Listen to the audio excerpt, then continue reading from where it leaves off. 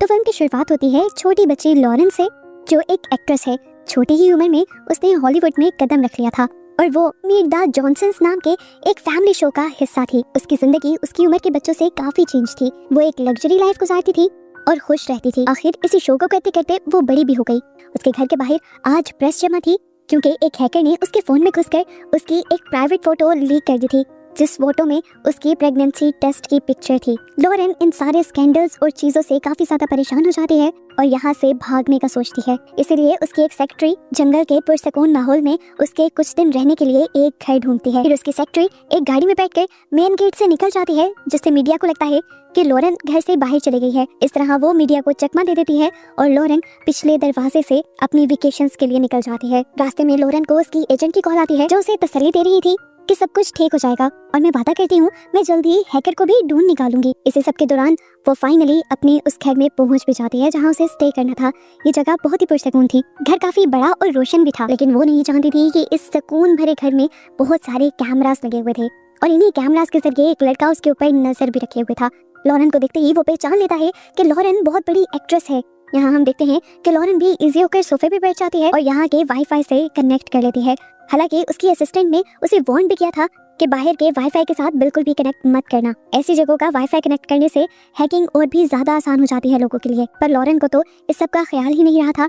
वो news on करती है, अपने बारे में न्यूज पढ़ती है और साथ ही अपने शो की रेटिंग्स भी देखती है, जो अब डाउन होने लगी थी। वो जिस फैमिली शो को करते करते बड़ी हुई थी, उसी फैमिली शो में जो उसका बाप बना हुआ था, असल में वही लॉरेन के बच्चे का भी बाप था। अब वही आदमी लॉरेन को कॉल करता है और उससे पूछता है कि तुम इस टाइम कहाँ पर हो, लेकिन लॉरेन उसे अपनी लोकेशन नहीं बताती। पीटर अब अपनी मीठी सी आवाज करके कहता है, लॉरेन देखो, समझने की कोशिश करो, हमें चीजों को बहुत सोच समझ कर संभालना होगा ताकि हमारी लाइफ्स, हमारी इमेज, हमारा ये रिलेशन और खास करके हमारा शो बर्बाद न हो जाए। देखो, अगर प्रेगनेंसी की कहानी बाहर निकलती है तो सब कुछ तबाह हो जाएगा। पीटर उसे कहता है कि अगर पिल खाने के लिए काफी देर हो गई है तो मैं एक डॉक्टर को घर ले आता हूँ, तुम्हें इन सारी चीजों से छुटकारा मिल जाएगा और इस सब का खर्चा भी मैं उठाऊंगा, तुम मुझे बस अपनी लोकेशन बता दो। उस आदमी की ऐसी बातें सुनकर लॉरेन को और भी ज्यादा गुस्सा आ जाता है और वो फोन काट देती है। हमें पीटर के बारे में बताया जाता है कि ना सिर्फ वो मैरिड है बल्कि उसके बच्चे भी हैं और वो जानता था कि लॉरेन की प्रेगनेंसी वाली खबर की वजह से उसकी प्रोफेशनल लाइफ तो क्या, उसकी पर्सनल लाइफ भी तबाह हो जाएगी। इसीलिए वो बहुत ज्यादा परेशान था। उस आदमी के सामने इस टाइम क्रॉफ्ट नाम का उसका असिस्टेंट बैठा हुआ था, जो उसे कहता है, अगर तुम चाहो तो ये सारा मामला हल हो सकता है, बस मुझे पैसे दो और तमाशा देखो। देखो, सब जानते हैं कि लॉरेन वैसे ही परेशान है, मैं जाकर लॉरेन को मार दूंगा और वहाँ ऐसा सीन क्रिएट करूंगा कि लॉरेन ने परेशान होकर खुद ही ड्रग की ओवरडोज ले ली है और इस तरह तुम्हारी इस मसले से जान ही छूट जाएगी। दूसरी तरफ दोबारा हम लॉरेन को देखते हैं, जो सारी कॉल्स से बहुत ज्यादा परेशान हो गई थी और वो अपना फोन ही स्विच ऑफ कर देती है।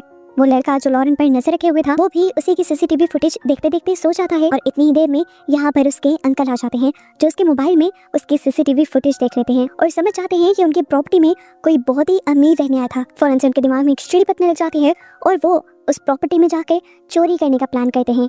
जिसने चोरी करने का प्लान किया था उसका नाम था डैरन। वो अपने साथ अपने रूममेट मर्ज को भी ले आता है। इन लोगों का सिंपल सा प्लान था कि ये लोग यहाँ से कुछ चुराएंगे और भाग जाएंगे, लेकिन लॉरेन के डॉग ने इन्हें स्मेल कर लिया और वो जोर जोर से भौंकने लगा।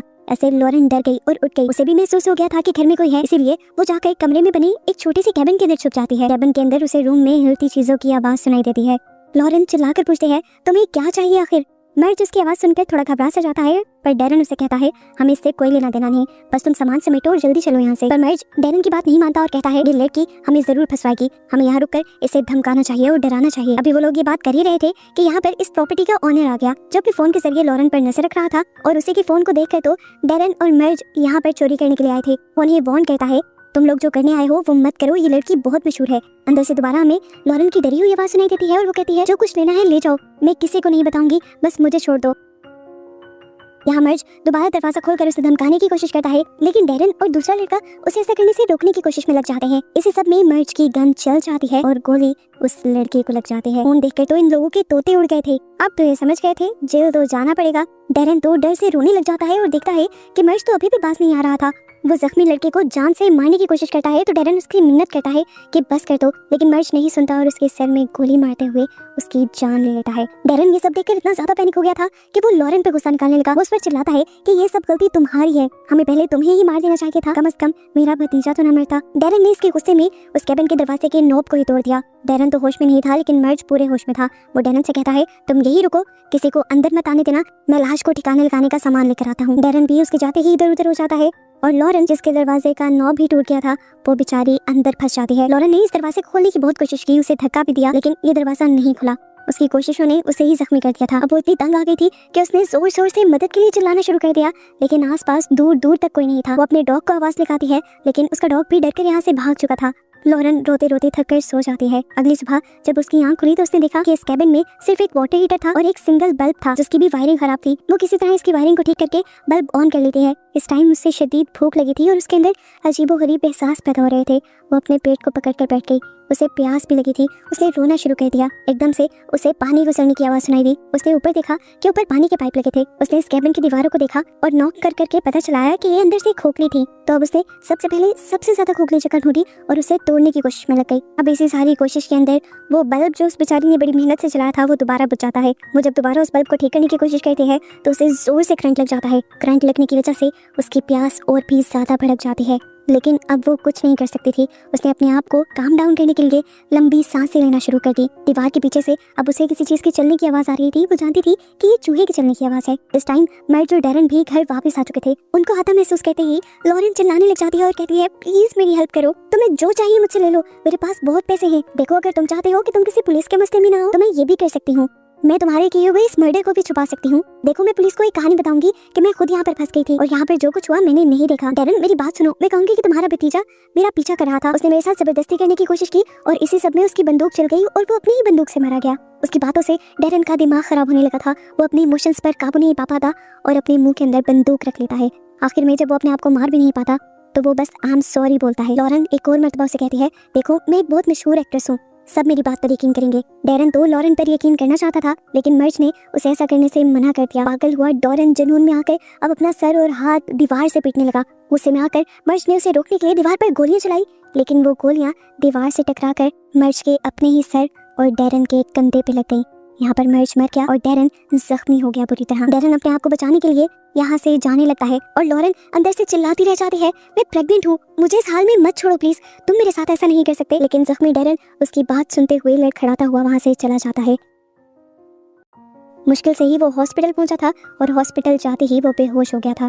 कैबिन के अंदर लॉरेन भी बिल्कुल कमजोर पड़ी हुई थी। एकदम से उसके ऊपर से चूहा गुजरा और उसके अंदर करंट दौड़ गया। वो दोबारा खड़ी हुई, बगैर रोशनी के यहाँ नहीं रह सकती थी, इसलिए उसने दोबारा वायरिंग के साथ छेड़छाड़ की और बल्ब को दोबारा जलाने की कोशिश की। बल्ब तो जल गया था। अब उसे पास में ही एक लोहे का पाइप दिखा, जिसे वो उठाकर उस चूहे को मारने में कामयाब हो जाती है। लेकिन इतना सारा काम जो उसने भूखे प्यासे कर लिया था, अब इसकी वजह से वो और कमजोर हो जाती है और नीचे गिर जाती है और अब उसे हेलुसिनेशंस होने लग जाते हैं। सीन कट होकर हमें हॉस्पिटल में डैरन से बात करती हुई पुलिस को दिखाया जाता है।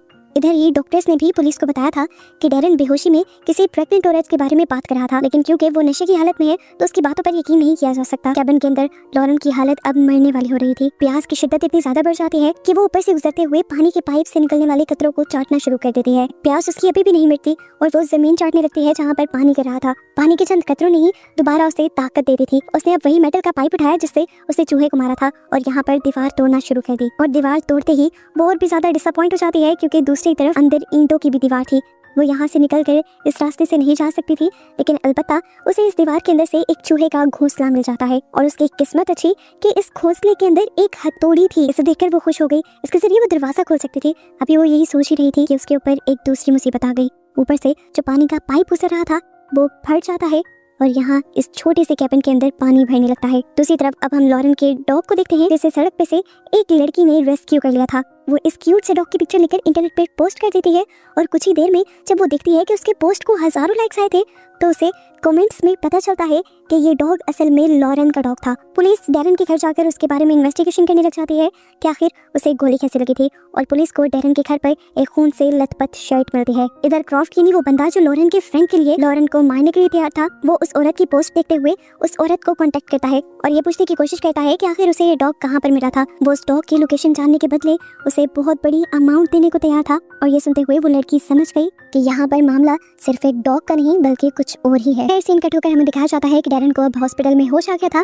पुलिस उससे इन्वेस्टिगेशन करती है और उसके भतीजे और उसके दोस्त मर्ज के बारे में पूछती है और यहाँ डैरन उन दोनों के बारे में बताने से साफ इनकार कर देता है और कहता है कि मैं उनके बारे में कुछ भी नहीं जानता। जब पुलिस उससे पूछती है फिर तुम पर किसने हमला किया, तो वो कह देता है कि ये गोली मेरी ही गलती से मुझे लगी थी। वो कहता है मैं एक ताला तोड़ने के लिए उसके ऊपर फायर कर रहा था और गोली आकर दोबारा मेरे कंधे पर लग गई। यहाँ पुलिस उसे बता देती है कि पुलिस ने उसके घर की छानबीन की थी, जहाँ से उसे खून में लथपथ एक शर्ट मिली थी, जिसको अब फोरेंसिक के लिए भेज दिया गया था। और पुलिस बताती है कि जल्दी पता चल जाएगा कि उस शर्ट पर किसका खून है। इधर सीन कट होकर हमें दोबारा लॉरेन को दिखाया गया, जिसने उस हथौड़ी का इस्तेमाल शुरू कर दिया था दरवाजे के हिंजेस को तोड़ने के लिए। इसी टाइम पर हमें दूसरी तरफ क्रॉफ्ट को दिखाया गया, जो इस टाइम उस वेट के पास पहुंच गया था, जिसके पास वो लड़की लॉरेन के डॉग को लेकर गई थी। वो डॉक्टर को पैसे देता है और कहता है कि तुम उस लड़की को अपने क्लिनिक में बुलाओ।